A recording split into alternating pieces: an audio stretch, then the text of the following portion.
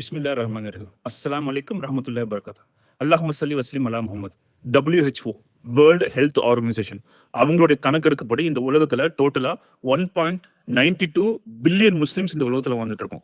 அதுல disability Muslims, அதாவது உடல் ஊனமற்ற முஸ்லிம்கள் மட்டும் இந்த உலகத்துல 285 மில்லியன் முஸ்லிம்ஸ் இந்த உலகத்துல வந்துட்டு இருக்காங்க.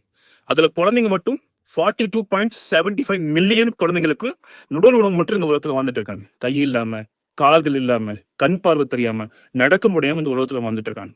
அல்லாஹ் இதெல்லாம் நமக்கு ஈஸியா கொடுத்துட்டான். இதெல்லாம் கொடுத்து அல்லாஹ் நம்மகிட்ட ஏதாவது கேட்கறானா?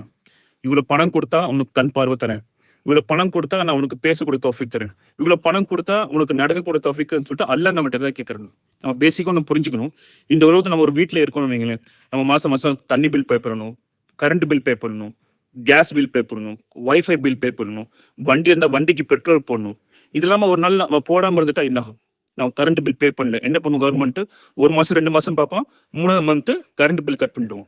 வீட்டு வாடகைகள் அவன் என்ன பண்ணுவான்? அவனும் வீட்டு வாடகை கொடுக்கல, வீட்டை விட்டு வெளியே போயிடுவாங்க. ஸோ இந்த உலகத்துல நமக்கு எது வேணாலும் நமக்கு காசு வேணும்.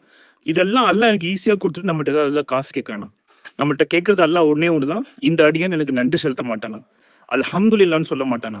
அதாவது இப்போ இந்த உலகத்துல ஒரு மிகப்பெரிய பாவி இருக்கான்னு வைங்களேன், அவனோட உடல் உறுப்பு வச்சு நிறைய பாவம் பண்றான். ஒருத்தவன்கிட்ட கண் இல்லை, அவன்கிட்ட போய் இந்த பாவை உட்காந்து பேசுறேன்னு வைங்களேன், என்னோட உடல் உறுப்பு வச்சு நான் இவ்வளவு பாவம் பண்றேன், இன்கேஸ் இந்த உடல் உறுப்பை நான் அவனுக்கு கொடுத்துட்டா நீ என்ன பண்ணுவ இதை வச்சுட்டான்னு அப்படின்னு சொன்னா அவன் என்ன தெரியுமா சொல்லுவான்? இந்த கண்கள் வச்சுட்டு நான் என்னோட மௌத்து வரைக்கும் நான் ஒரு பாவம் கூட செய்யாம நான் வாழ்வேன்னு சொல்லிட்டு அவன் அல்ஹம்துலில்லாஹ்னு சொல்லுவான். ஏன்னா இல்லாதவங்களுக்கு ஒருத்தவங்க மட்டும்தான் அந்த அருமை புரியும்.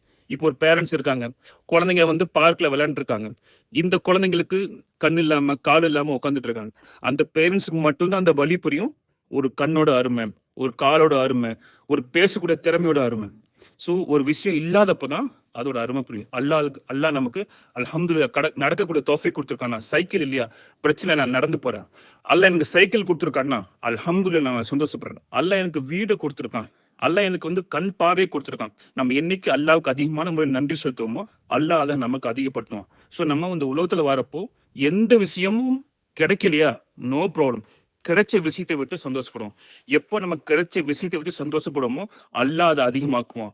எப்போ இல்லாத விஷயத்தை பத்தி நம்ம கவலைப்படுமோ அதை பத்தி நமக்கு ஸ்ட்ரெஸ் தான் அதிகமாகும், நம்மளுக்கு கவலை தான் அதிகமாகவும் தெரியும், நம்ம சந்தோஷப்பட மாட்டோம். ஸோ நம்ம இன்ஷா அல்லாஹ் நம்ம ஒவ்வொருத்தரும் முயற்சி செய்வோம். ஒரு நாளைக்கு அட்லீஸ்ட் 5 மினிட்ஸ் உட்காந்து அல்ஹம்துலில்லாஹ் எல்லாம் எனக்கு இவ்வளோ உடல் பண்ணி கொடுத்துருக்கேன், நான் நன்றி செலுத்த சொல்லணும் அல்ஹம்துலில்லாஹ்னு ஒவ்வொருத்தவங்களும் ஒரு 5 மினிட்ஸ் உட்காந்து ஜிக்ர் செய்வோம்.